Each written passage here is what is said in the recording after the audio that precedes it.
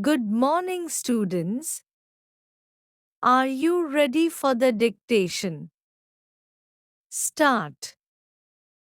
67. This court has further observed that the principle of justice is an inbuilt requirement of the justice delivery system, and indulgence and laxity on the part of the law courts would be an unauthorized exercise of jurisdiction and thereby put a premium on illegal acts. Courts have to be mindful of not only the spelling of the word justice but also the content of the concept. Courts have to dispense justice and not justice being dispensed with. In fact, the strength and authority of courts in India are because they are involved in dispensing justice. The faith of the people in the efficacy of law is the savior and succor for the sustenance of the rule of law. Justice is supreme, and justice ought to be beneficial for the society. Law courts exist for the society and ought to rise to the occasion to do the needful in the matter. Respect for law is one of the cardinal principles for an effective operation of the Constitution, law, and the popular government. The faith of the people is the source to invigorate justice intertwined with the efficacy of law.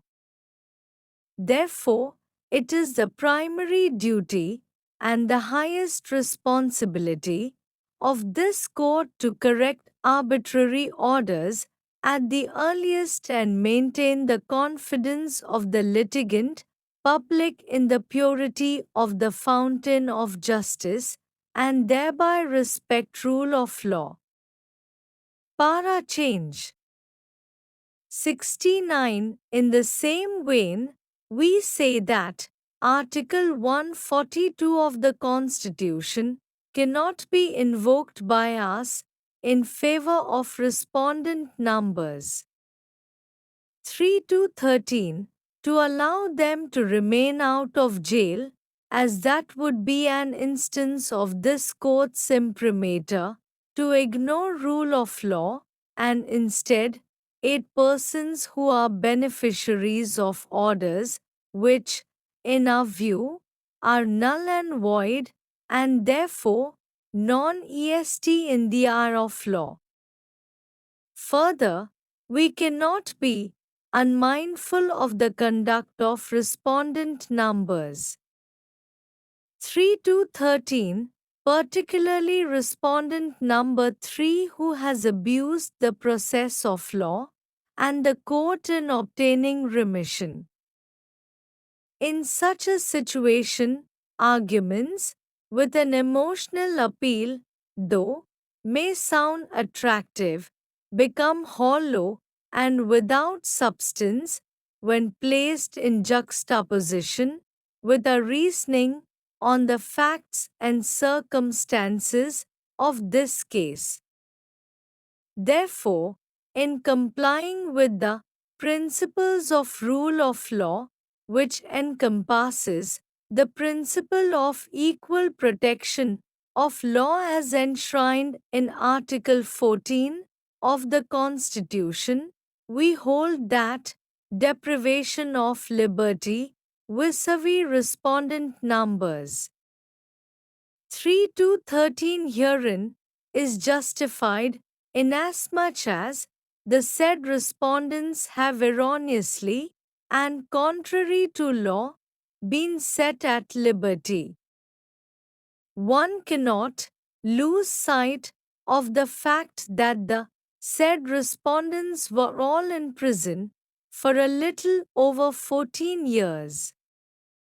They had lost their right to liberty once they were convicted and were imprisoned. But They were released pursuant to the impugned remission orders, which have been quashed by us.